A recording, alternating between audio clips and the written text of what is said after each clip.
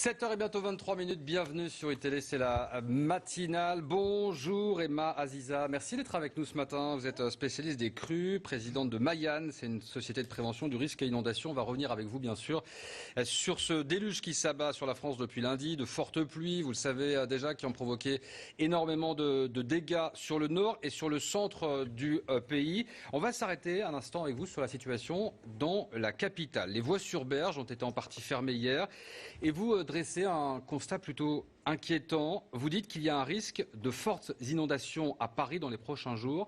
Expliquez-nous pourquoi.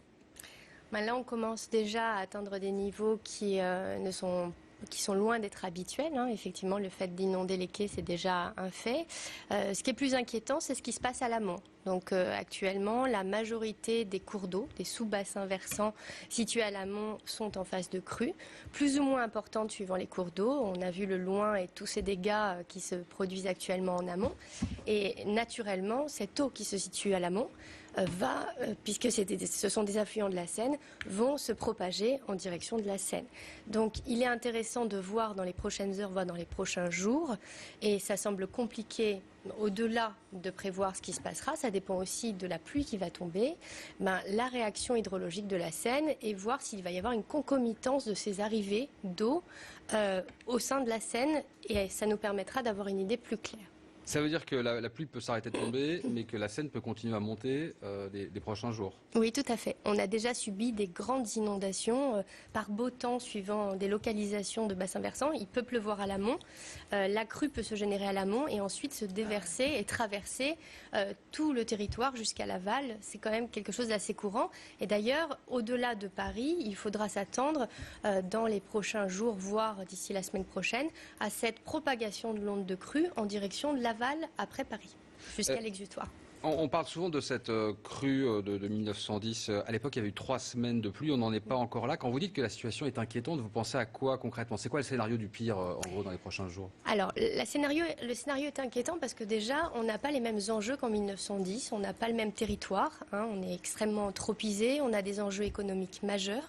Donc, nécessairement, c'est pas tant le niveau d'eau, c'est aussi la répercussion sur le territoire. Et on l'a vu avec l'amont et toutes les zones inondées. Donc, bien sûr qu'on n'est pas dans la configuration de 1910, on n'est pas sur plusieurs semaines de pluie. Par contre, on a des maxima pluvieux qui sont arrivés, qui battent des records historiques au niveau mensuel. On a plusieurs stations qui ont affiché des records absolus. Pareil au niveau des réactions hydrologiques. Là, sur l'amont, par exemple, sur le Loing, on a dépassé le niveau atteint en 1910. C'est un tout petit bassin versant avec un petit cours d'eau, mais qui a atteint des niveaux bien supérieurs. Donc, quoi qu'il arrive, on est déjà dans une crue historique. On est de toutes les façons dans une crue historique, maintenant pas spécialement de la Seine, mais de certaines parties du bassin de la Seine, ça c'est certain. Maintenant on va attendre de voir quelle va être la répercussion sur le territoire. On se souvient de ces images, et on vous en avait parlé sur iTélé, vous vous souvenez sûrement de cette préparation à la crue centenale. Est-ce qu'on est vraiment prêt pour ça ? Alors, ce qui est assez incroyable, c'est qu'on s'est préparé il y a quelques mois avec un exercice d'ampleur majeure en mars avec l'exercice Sequana. Donc, ça a permis quand même de tester des dispositifs qui n'avaient pas été testés depuis plusieurs années, voire parfois jamais. Donc, on est quand même dans une évolution et une prise de conscience globale du risque potentiel que peut supporter la Seine. Donc, il y a quand même eu une évolution sur ces dizaines d'années précédentes où effectivement il y avait plus souvent un déni qu'une prise de conscience. Est-ce qu'il y a des choses à faire ou à ne pas faire pour les Parisiens qui nous écoutent, en l'occurrence, puisqu'on parle de la Seine à Paris, si la situation s'aggrave effectivement dans les prochaines heures ou dans les prochains jours? Tout à fait. Donc pour le moment, vu l'état et le niveau, on n'a que les berges qui sont inondées, il y a uniquement un niveau de prudence effectivement dans ces zones. Maintenant, si les phénomènes s'accroissent, on peut s'attendre à des caves inondées. Bien entendu, il n'y a plus de navigation possible sur la Seine. Donc on va quand même avoir des répercussions importantes.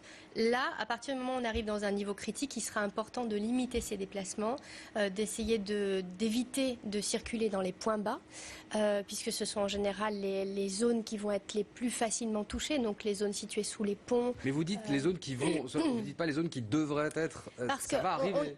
Alors, de toutes les façons, si ça continue à monter de manière inexorable, oui, ça peut se produire. Maintenant, aujourd'hui, c'est quand même très complexe. Celui qui vous dit oui, ça va se produire ou non, ça va se produire, j'ai un petit peu peur de son analyse. Donc, je préfère, moi, prendre des pincettes et vous dire, on va attendre de voir la répercussion sur le territoire. Et il n'y a pas que le risque d'inondation avec la surverse des berges, il y a aussi des points bas, des zones de cuvette, des situations de ruissellement majeur liées directement aux pluies qui peuvent aussi être très problématiques pour nos usagers. Merci beaucoup en tout cas Emma Aziza, je rappelle que vous êtes spécialiste des crues donc et présidente de Mayan. La météo tout de suite.